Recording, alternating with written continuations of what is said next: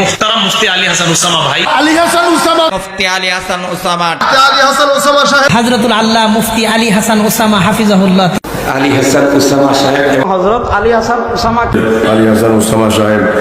আজকের প্রধান আকর্ষণ শেখ আলী হাসান উসামা হাফিজাহুল্লাহ কথা বলবেন, গুরুত্বপূর্ণ বক্তব্য রাখবেন। আলী হাসান উসামা। প্রিয় মানুষ, এখন আলোচনা করবেন হযরতুল আল্লাহ মুফতি আলী হাসান উসামা দামাত বারাকাতুহুম। শেখ আলী হাসান উসামা, মুফতি আলী হাসান উসামা। নামটার ভিতরেই কেমন যেন একটা আতঙ্ক ভাব। আমাদের বাংলাদেশের তারুণ্যের আরেকজন অহংকার আলী হাসান ওসামা। আলী হাসান উসামার জবান বন্ধ করতে পারবে না। আলী হাসান উসামা যুগে যুগে তৈরি হয় না। আল্লাহ তাআলা কয়েক যুগ পর আলী হাসান উসামাকে এই ময়দানের জন্য প্রেরণ করেছেন। আলী হাসান উসামা আমাদের ভাই আলী হাসান উসামা নিঃসন্দেহে একজন সহিহ আকীদার মানুষ। প্রিয় ভাই মুফতি আলী হাসান উসামা দামাত বারাকাতুহু, আমার অত্যন্ত মহাব্বতের ভাই মুফতি আলী হাসান উসামা সাহেব দামাত বারাকাতুহুম।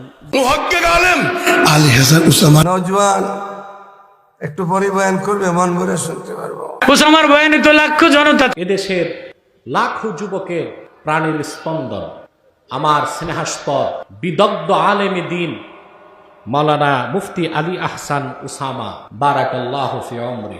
মাওলানা আলী হাসান উসামা আল্লাহ তার হায়াতের মধ্যে বরকত দান করো। এই যুবকের শরীরটা যতদূর, তার ইলমের ওজন তার চেয়ে বেশি, তার কলিজাটা তার চেয়ে বেশি।